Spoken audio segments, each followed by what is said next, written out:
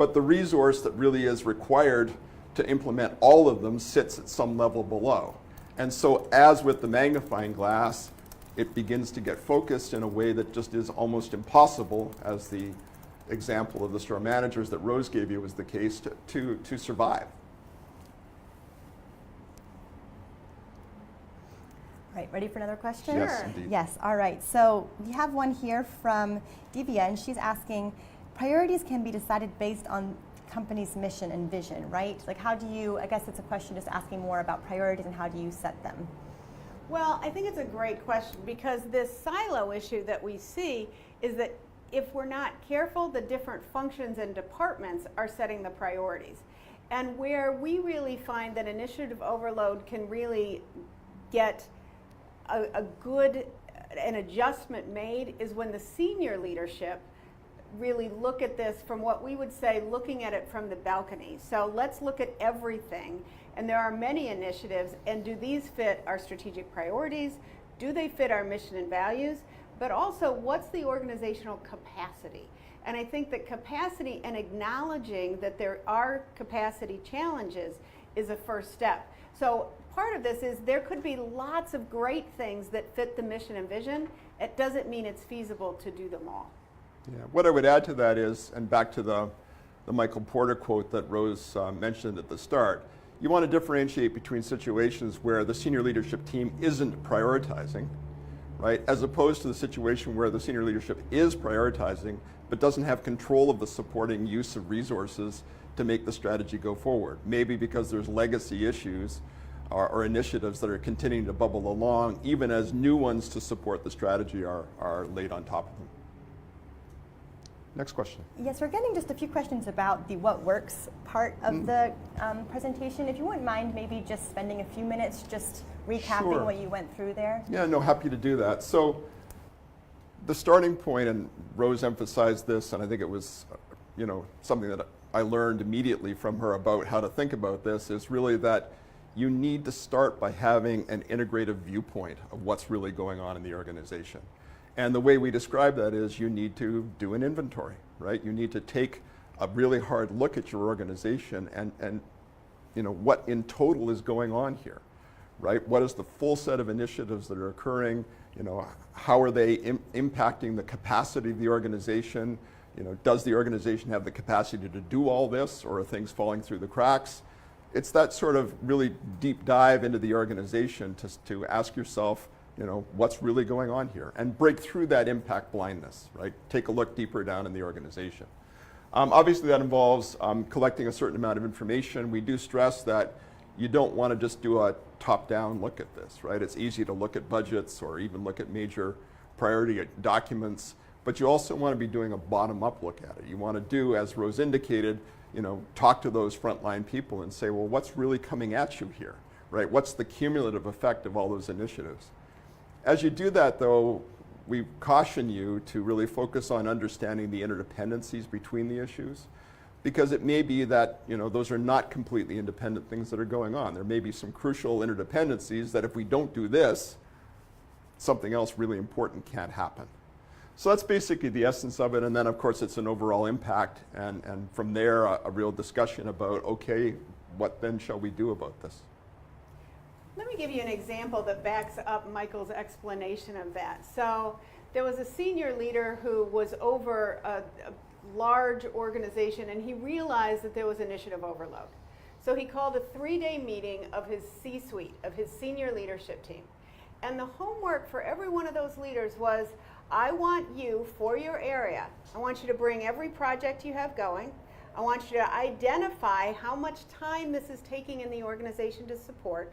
I want you to bring the business case. Why does this initiative make sense for us to do it now? And so everybody did their homework. They brought this together, and they spent the next 3 days looking at every single initiative. And they put each initiative against 2 screens. 1, is this helping us to grow the business? And 2, is this helping us to build customer satisfaction? Well, at the end of 3 days, there were many initiatives that were no longer going to be supported by the organization. There were many, first of all, there were simply too many. And then it was also that we need to take these resources from the ones we're stopping, and some of the most important ones need far more resources than they have.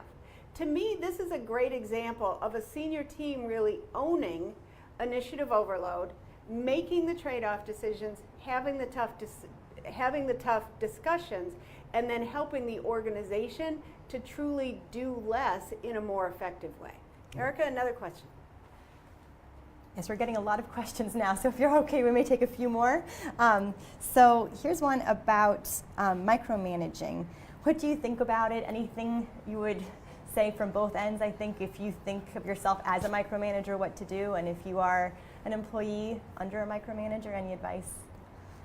So, you know, there is, I guess, a connection between too many projects and micromanagement, right? I mean, I think you can have people as leaders who are on top of you on every little detail, don't let you prioritize and make good choices, and that can be really difficult.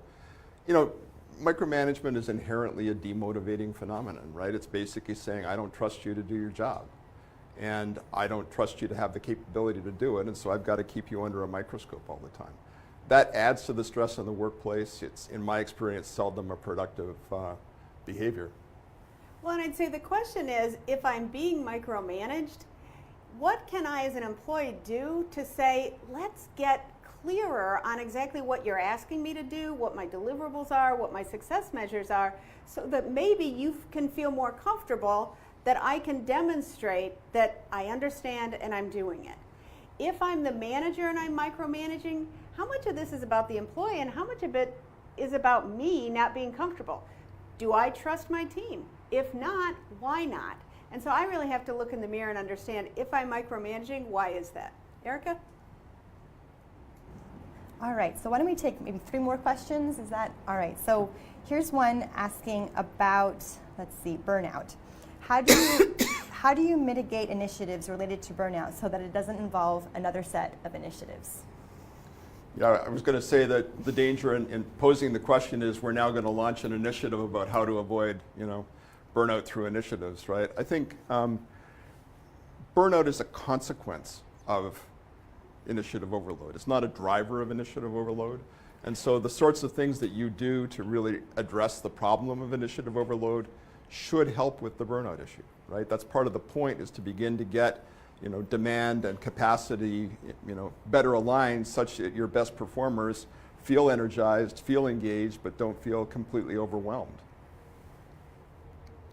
Next question. All right, so let's take this question. This one's from Amy. Similar about burnout. So this one is asking, if your team is burned out from too many projects, how do you give them the space and time they need to recover while still pushing initiatives forward? I think it's an interesting question, because I think when I started in the workforce, most companies that I worked with had times when workload slowed down. Might have been around the holidays, might have been seasonally. But what I find between just the intensity of work with all the different social media, that it seems like there aren't slow times at organizations the way they used to be. So part of it is really saying to my people, not just how do we recover, but how do we help take care of ourselves in the moment? Are people really using their vacation time? If somebody feels like they can't keep up, am I as a manager listening to that and helping them to figure out that workload? Do we truly need more resources? Do we truly need to stop doing some things or slow down doing some things? So I'd say, what are the systemic issues that are causing that? And then let's say that everyone is burnt out. What will it take for individuals? Someone might want some time off. Someone might want to work on a different kind of work. So I don't think there's one answer. I think it's a conversation with my employees about what will it take to help them feel like they've been able to move forth with more energy and recover from one of those most difficult times. Erica, another question. Yes. Another question. So here is one. We'll take 2 more, actually, if that's okay, because they're still coming in fast and furious. So this one is a little bit of a departure, but asking about basically being a remote manager. Yeah. So how can you lead or manage a team that works in another city, and that basically directing that team and knowing that you basically are their leader, but you may not know what's happening in their own environment? Do you have any tips about remote work that we could share? Yeah, for sure. So you know, if you ask yourself what's different about remote work, it's pretty obvious, right? It's the richness of communication, and it's the observability of the people out there. It can also be issues, obviously, of time zones and late night meetings and so on. But the consequences, I think, are fairly clear, right? You need to be much more engaged on a more regular basis in having those virtual conversations, ideally through video, to really establish the core objectives that you're pursuing, and also just stay tuned in with people out there, right? The real danger, I think, that the question is highlighting is the employee that is slowly dying somewhere out in the hinterland, and you're not even aware fully of what's happening to them, and you just don't want that to happen. Erica? All right. So why don't we make this the last question? So this one's asking, how do you bring focus to a project which is imbalanced? So I think that you can mean many different things, but essentially as a manager, how can you essentially help your employees really focus in on a project that you think is a top priority? I think the place to start is for every initiative, for every team that's launching, for every new project, do you spend enough time at the beginning setting it up for success? So do you put together a team charter and a project charter? Are the roles and responsibilities clear? Does everybody know what the milestones are? Are the interdependencies talked about? So I think so many times we want to get things done and jump in and make things happen that we don't spend enough time at the beginning setting it up.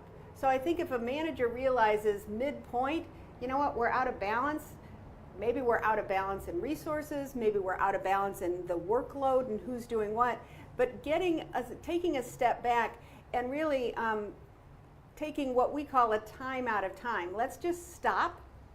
Let's really talk about what's working, what's not working, what adjustments do we need to make, and then actively making them to get the project back on track.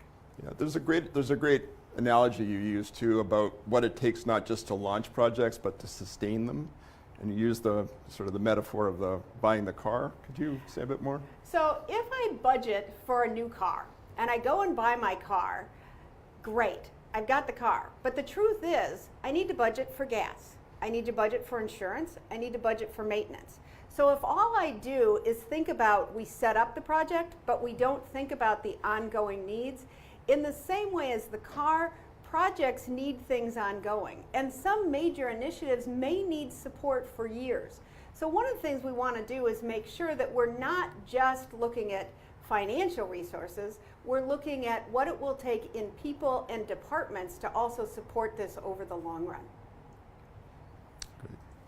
So Rose, you're gonna tie it up in a sec, but there was just one thought I had that I wanted to just share, and it related to the working with the senior leadership teams around this, and some of your experience, I know mine too, right? That it's easy to say we're going to go into a room for 3 days and hash this through, right? But you have to imagine the intensity of the conversations that has to happen and the managerial maturity necessary to really make those trade-offs, because people have these signature, initiatives, and they don't necessarily want to give them up. I mean, have you seen that? Are there recommendations around how to think about managing that very tough process in the room? Well, I think that it is a tough process, and everybody has their pet initiatives, and especially per each silo.